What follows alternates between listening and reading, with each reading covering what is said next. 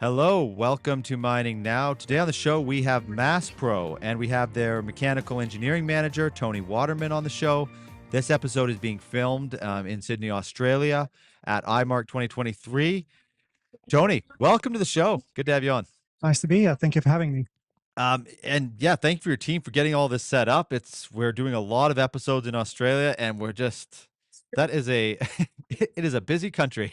I will say, a lot of innovation, a lot of people really pushing into the U.S. market. Um, let's talk about MassPro just on a high level. Who are they as a company? MASPRO is a manufacturer of aftermarket spare parts and re-engineered products for the underground and surface hard rock mining industry. We specialize in developed products that are very high standard. And what's your sort of day to day with MassPro? My day-to-day is overseeing my team, the projects that we're running, doing R&D work, consulting suppliers, that sort of work, discussing issues with clients that they have so we can start some new work. And yeah. I want to clarify something right away. This is a mining show, but we have a lot of crossover. You do a lot of work across industry. Is that right? We do a lot of work with respect to mining, but we specifically work in the underground hard rock mining sector and the surface hard rock mining sector. We don't, at this point, really delve much into open cut pit mining for coal and iron ore, for example.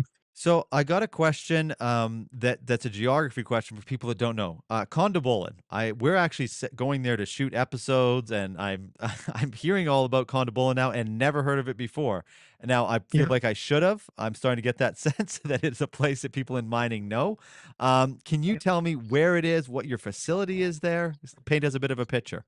Condobolin is central New South Wales. It's essentially in the center of the New South Wales map, if you will. There's mines in the area, underground mines in the area. Our facility there is a large machine facility. We specialize in machining high precision parts, and we also have assembly there. We also have another facility in Sydney, Motherwell Park, where we do fabrication, welding, and our hydraulic cylinders. I wouldn't really be a proper interviewer if I didn't touch on that. You've got a machine literally moving in the background behind you. So I'm gonna assume that is your machine, or I hope it is. Yeah, so this is well, we didn't design this, but we use this for data acquisition for research and development, and we also use this for quality assurance purposes. It is a scanning machine. It scans parts to 3 micron level. And we use it to, when we have a part that has multiple datums and different axes and planes, we use the machine to do quality assurance on it. I want to understand a little bit more before we get into some other topics. Is just the customer ask? Is this are you doing OEM part? Are you doing a lot of custom work? Is it both? Who Maybe let's walk through a few different categories of customers and clients that are coming to you with their issues. No worries. So the general flow of work is that a customer will have a need to have a product that performs better than it's performing at the moment for one of their machines. And we will look at the product and hear their grievances. We will then engineer the product to perform to what they needed to or better. And we'll make it. What's an example? If we can get a little bit specific, what is an example of a product that is just not that they're trying to get more out of? I mean, I obviously don't want you to name like a mine or anything like that, but just to sort of paint a picture. Well, there was a mine that had a rotation head for a top-down rock drill, and the rotation head was failing quite prematurely. They approached us and asked us if we have a solution to make it last longer. Now, we were already making parts for this unit. We had to talk to them and discuss, what's happening, had to talk to their reliability engineers, got some data, had a look at some of the failed ones, assess that, measured it to see if everything is where it is. From that, we developed a solution, and the current record is that it's 12 times longer 12 than times. Yep. It's just, it gives the customer better service and tools, basically. Let's talk about our heavy industry tour brought to you by Savar Equipment, supplying mining equipment worldwide. We are heading to events across North America, Africa, and Australia and filming episodes on location. Email us at info@crownsman.com to be part of our Crownsman's Heavy Industry World Tour. If you're treating refractory gold or complex ores, then you need How to Leach Difficulty or Varying Feeds and Recover More. It's packed with cases and papers on Albion process leaching technology. But it also has the world's first online calculator. It's free and you'll learn what CapEx and OpEx you'll need for Albion process to treat your feed. You need Albion process to liberate your refractory locked gold. To get your pack and use the free calculator, click the link in the description below. Orica Digital Solutions seamlessly connects customers' physical and digital worlds so they can readily understand and optimize operations at every step of the value chain, from exploration to processing. Whether deployed individually or as a whole, Orica Digital Solutions technologies deliver intelligence for open cut and underground mines to make more precise and faster decisions. With a complete, timely, and accurate picture, operations can adapt to improve safety, drive productivity, reduce costs, and environmental impacts. To learn more about Orica Digital Solutions, visit orica.com/digital solutions today. Introducing RemScan by Ziltech, the game changer for rapid hydrocarbon soil measurement. Get accurate petroleum hydrocarbon readings in under 30 seconds. No consumables, no wait time. Just scan your sample for on-the-spot result. Perfect for emergency spill response, spill delineation, excavation chasing, and bioremediation monitoring. RemScan is trusted by top industries and backed by independent verifications. Make real-time decisions without the lab wait or expense. Discover more at Ziltech.com or email them at info@ziltech.com. RemScan by Ziltech, the future of rapid soil assessment. What separates that? What separates that unit from the units that were failing? The work that MASPRO did to it, the design that we did, the Aside from manufacturing a that we full scale plug. what separates us is it's our units basically. So the units are made entirely by us. We make everything on the unit except for the hydraulic motors that drive it. The housing is cast from a proprietary steel. The gears are made to a very high precision. The parts that were having failures have been rectified and they're put together meticulously. We QA them with very high level of care. We don't use this machine for a lot of our QA. We use regular CMMs, especially when it's a turn mill part. Yeah.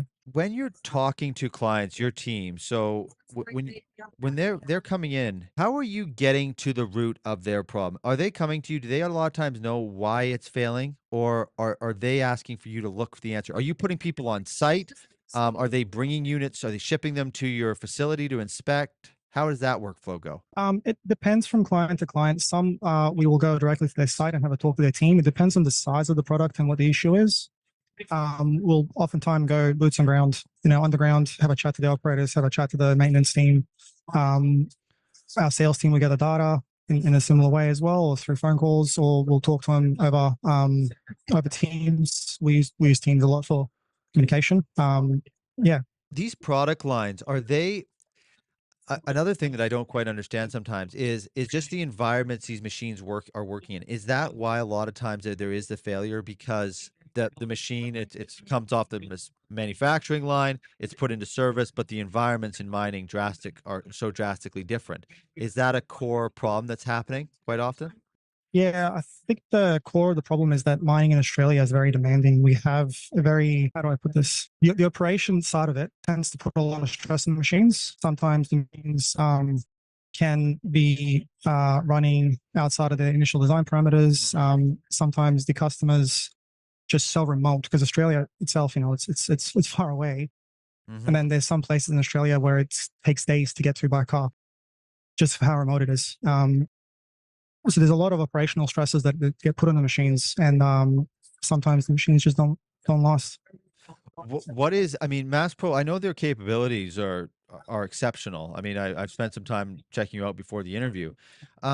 What is the big, is it that delivering it on time, identifying the problem quickly in these remote areas, being able to get out to the area, get the product out to the area? Is that the big, I mean, the capabilities sort of seem like they're pretty set. But is it being able to deliver all those other things outside of just making that product for them? So we deliver our product in full and on time. We develop our products from the point of view of engineering. So a lot of the people in the company are engineers, and the engineering, design, and quality is what really drives our production. We don't compromise ever on quality, and if we can't make something that'll perform better and be safer than our competition, we don't do it. What separates out when you're looking at an underground operation versus open pit or even in another industry? How much of that is taken into account? And again, this is a bit of a, hopefully you can expand on it.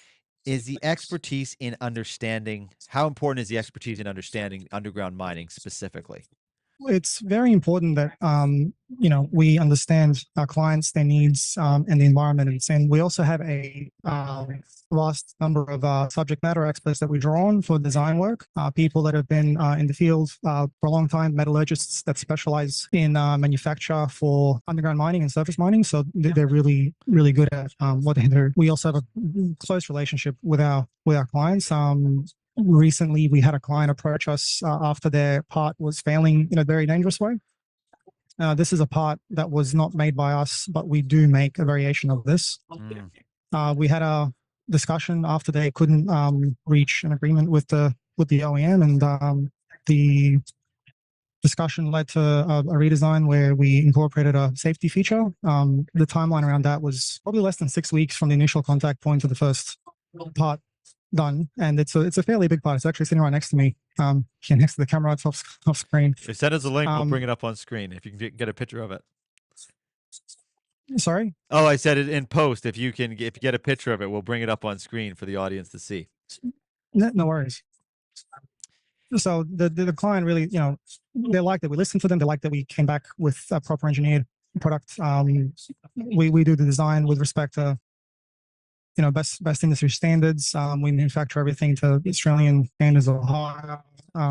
The steels that we use are often proprietary steels. The client really liked that we listened to them, and we were, agile. We had the ability to do what they needed us to do, and deliver a product that is safer for them overall. Okay, so let's give a special thank you to one of our longest sponsors of the show, Savar Equipment. And I'm actually going to hand it over to Jared so that he can give you a little bit more info on Savar Equipment. Yeah, thank you. So I mean, people see them as sponsors, so they'll ask me, kind of who they are, what they are, and just trying to understand the scope of the company. So Savar Equipment is a mining supply company, and they're delivering on the whole equipment supply chain. So everything from the ore processing to underground mining, open pit. They're in hard rock and placer operations. And what they're doing is they're sourcing equipment from all over the world and then delivering it all over the world. Now, they are a Canadian company, so they're based there, but, let's say, they're selling entire ore processing plants. So there might be a plant down in Latin America, and there's a new mine that needs that plant in Africa or somewhere in the US. So they're facilitating that entire transactions. But they're also delivering, an individual conveyor or a concentrator or a pump package or just an electrical package. So it really is the whole gambit of the mining equipment supply chain. Oh, that's great then. Well, then you definitely have to check them out if you're looking for mining equipment. Visit them at savanaequipment.com, where you will find more equipment every day. Reduce tire-related production interruptions and enhance vehicle safety with Doran tire monitoring systems designed for off-road, earth-moving, and industrial equipment. Real-time access to accurate, reliable tire pressure and temperature information helps operators and supervisors maximize equipment performance and tire life. Doran tire monitoring systems are designed to withstand extreme operation conditions while featuring simple installation and low maintenance. Visit doranmfg.com for more information on how Doran can help reduce equipment downtime and improve safety. At OIM Consulting, they drive profitability by building your supervisory capability. They equip the people who carry your culture, engage your teams, and ensure that daily targets are achieved. If you want measurable operational results, visit oimconsulting.com. Analyze, improve, sustain. You've mentioned proprietary steel a couple times, and obviously you're not going to get into too much into the weeds on that. But I do want to have some understanding of the difference it makes, and because I genuinely don't. If a machine is going in and it has a certain amount of wear, are a lot of these when they first go in before you get a hold of it? Mhm. Are they to put it bluntly, are they cutting costs to make it so that that part it just isn't up to par of what they know it could be, and they know that it's going to be an aftermarket part eventually that's going to be on it? Is that sort of just how it works, or is it again? Is it just environment overworking in the machine? It would be fine for this environment, but in a harsh environment, it fails. It's more so about the environment and how the parts being used. They have a pretty hard life, and when we do, for example, a casting for a part of a jumbo, well, one of our DPUs, the steel is made for us, and the actual chemical composition and the process for it has been designed by us and our metallurgists to achieve that. Where is the focus for innovation in MASPRO? It's always a general theme of mining now is companies trying to be better and bringing on new technologies. Where's your focus as an organization? Well, our focus is with technology, of course. As you can see, we have some quite impressive capabilities with respect to quality assurance. We have a similar machine that's handheld that we use for R&D purposes as well. We extensively use computer-aided design and computer-aided engineering. So we have our designs are validated through FEA. We manufacture in our state-of-the-art CNC center, so everything is very precise. And we also have a robotic welding setup that does fabrication for our more important items, where a very specific type of weld is required. Welds that are exposed to high fatigue stresses, long, difficult lives. We do that so we have a repeatable quality product every time. Something that came to my mind during this interview, you must end up, because of these parts, especially, I keep kind of going back to the failure parts, but you must be able to then also provide feedback to say, this is why this is happening. So we're going to make it better. But Oh, absolutely. Yeah. Is that a pretty big part of it? Absolutely. No. So we will always work with our clients to give them the product that they want. So if a mine site approaches us and they're having a failure where say what I was talking about before, where the rotary drive was failing, we did failure analysis on it, figured out why it was failing, spoke to them about it, said this is what we're going to do, and went from there. Anybody that is around mining for about a day, 24 hours, knows it's pretty demanding. There's not a lot of room for failure. And so first I want you to walk us through sort of the setup, the engineering department, the design, even the sales staff, all that's sort of working together. And then I want to pivot that into the culture of actually delivering for the client. So first, if you could walk us through the setup.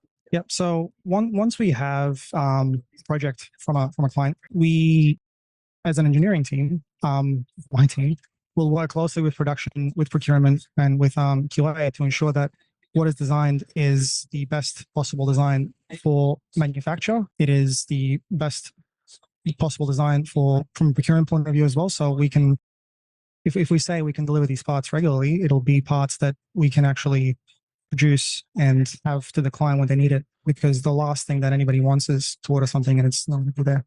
And then just the collaboration part of it. I know with not on the recorded part of the interview, you mentioned for you that's quite a personal personal importance to you, that collaboration amongst your team. Yeah, absolutely. We have a very very unique culture where the departments work really well together. We're not really siloed. There's a lot of cross-departmental collaboration. Engineering will work with production, and production will work with engineering. We take on feedback from one another. We have experts in the field that work with us, and everybody gets their input. What do you do to keep that connection? Because I've seen you see in companies where it doesn't take what's the, I think it might not be a Buffett quote, or maybe it's just a common quote. It's like it takes 30 years to build a reputation and 5 minutes to tear it down, kind of that sort of thing. Yeah. And when you're collaborating, it's very similar with a team. You can have great, and it's just one bad day can you kind of got to get things back to order. And so a two-part question, sort of how do you maintain it? And also when things get heated and you're trying to figure stuff out and a deadline has to be hit and a design's not ready and all the stuff that just inevitably does happen, how do you sort of manage that? Everybody at MASPRO understands that quality is most paramount for the parts. We can't simply have parts that don't abide to our quality standards, and they're very stringent. If we ever any issues between departments, it sounds funny, but we don't really have issues between departments. There's not a problem that we as a team can't solve. Everybody works closely together. Everybody understands. This has to be done this way, or we can't do this way. How else we do it? Everybody gets their input and gets heard, and everything gets evaluated. And if we can't, like I said before, if we can't create something that is better quality and safer, we don't do it. I'll put you on the spot. Well, if you don't have an answer off the top of your head, that's completely fine. But I'm wondering, what is over the last, let's say, even 2-3 years, what is the most complex product? Again, not naming names or anything like that. But has there been something that's come across your desk and went, oh, okay, this is a challenge? The most complex part that I personally dealt with was a feed cradle for a jumbo, and the reason why it was complex is because it had failure points in it, and the failure points were very repetitive from the competitors. And the challenge was to understand not just why it fails, but how it fails. And we have a product now that performs 4 times better, at least, with respect to our competitors, with respect to service life. Then that leads to the next question, and I won't keep you for much longer, but that leads to the next question is, how do you, when a client comes to you and they've got that problem, how do you win that? If it, let's say it's a new client, and I know that, I mean, the mining industry is so small, so a lot of it's reputation. I understand that, but how do you communicate them? No, we can solve this problem, because it takes time, it takes money. Even if it works, they're still waiting for something to happen. How do you communicate it to the clients to know that they're going to get what they need to get done? Well, we have a very impressive sales team that is very good at managing the clients, and they keep on top of that. Basically, from an engineering point of view, we keep in touch with their maintenance engineers and ensure that the expectations are met. So if one of the maintenance engineers wants something by a certain date, it's not going to happen. We have a chat about it, so no one's disappointed. Last question of it. How's the show so far? Has it already gotten busy, or is it things still getting cranked up? It looks pretty busy right now. It's got a few people here, yeah. Well, I'm sure it's going to get busier, because I think it's what, tomorrow and the next day? This is the first day, right? This is the first day, yes. Yeah. Yeah, no, I always feel a little bit left out when I'm doing these from a studio in Vancouver. But Tony, thank you very much. This is one of 3 episodes we're doing with MASPRO. So I know we're going to get different people from your company and sort of round out the story. So I'm looking forward to it, and thank you for for being the first one to the door. No worries. Thank you for having me. It's been a pleasure. Thank you. And thank you, everybody, for watching. We'll have links. So, again, this is part of a 3-part series. You'll notice we're doing a lot of those now because these companies, you cannot cover them in one episode. So there will be links in the other episodes and in this one to these other episodes we filmed with MASPRO. So make sure to just go in the description, check it out, subscribe to the YouTube channel. We're getting a lot of followers coming in, and that, I think, is because we have so many experts on sharing their knowledge, and it's so important to the industry. So thank you for watching. Thank you to our sponsors. Thank you to MASPRO for coming on, and we'll see you on the next episode of Mining Now.